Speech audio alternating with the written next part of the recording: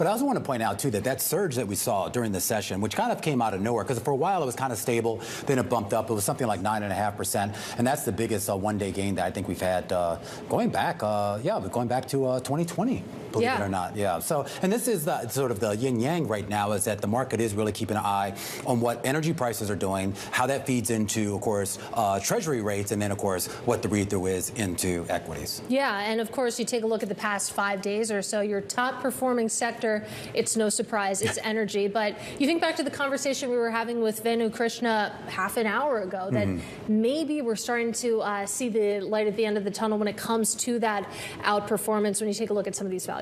Absolutely. We should also point out to our viewers, there was just a report on the Bloomberg terminal, an interview, a pen and paper with the Interior Secretary Doug Burgum, saying that the Trump administration is weighing options to address the spike in oil and gasoline prices. And I'll just quote it.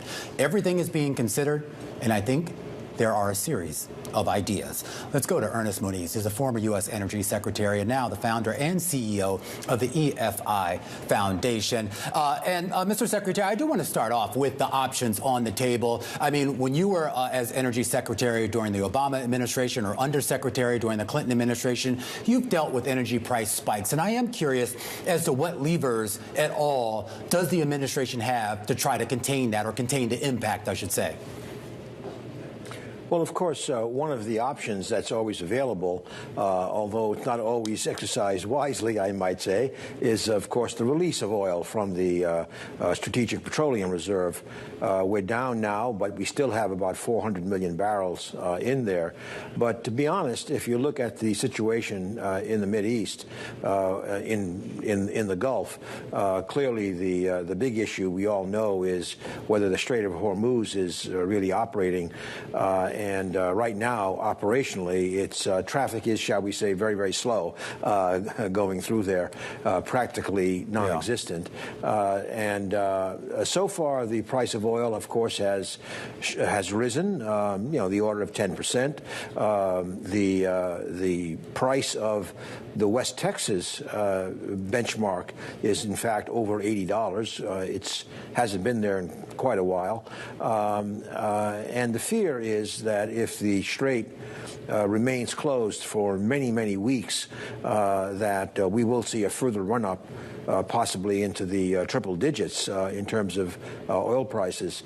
But I also want to point out that there's a lot of focus on oil, but there's a huge impact on natural gas. Qatar exports a huge amount of the world's liquefied natural gas all through the strait. That's shut down. And we are seeing stable prices in the United States, but very volatile prices for natural gas in Asia and in Europe. Where, most of the gas from Qatar, in fact, goes to Asia, but a fair amount to Europe as well. So that's another big piece of volatility, and all of these may come back eventually to bite the American consumer in terms of rising energy prices. Well, with regards to the options, I mean, obviously opening up the Strait of Hormuz, and I think based on Bloomberg data, I mean, we're showing that something like only maybe about 5% of the traffic is even managing to make its way through there as to what it would normally be. There's been talk about providing some sort of insurance, the idea that with the private insurers pulling back, that the U.S. would sort of go into the Development Finance Corporation and offer some degree of insurance through the government. Is that a viable option? And if so, how long does it take to get a program like that up and running? Well, I think the president has addressed the right issue, which is reducing risk for ships, oil tankers, especially gas LNG tankers. But by the way, we should remember that I think the majority of the ships normally transiting the Strait of Hormuz are actually, commodity ships and cargo ships and the like. So the price impacts could be felt beyond oil and gas. With a lot of inflationary pressure. But in terms of the options the president put forward, obviously military escorts being one. But as a reminder, we're talking about typically all forms of shipping, probably 80 to tankers going through the Strait per day on average. That's a lot of ships to be escorting, number one. Number two, what you mentioned explicitly is the United States government covering the risk premium on insurance. I think that's a nice idea in principle.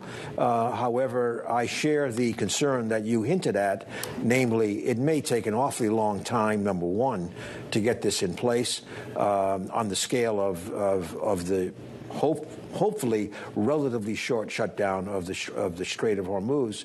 But in addition, it's going to be difficult, I think, for the American political system to consider covering insurance by foreign insurers insuring foreign ships, possibly carrying oil to China, let's say, and I have questions whether or not this is going to be implementable in any short time frame.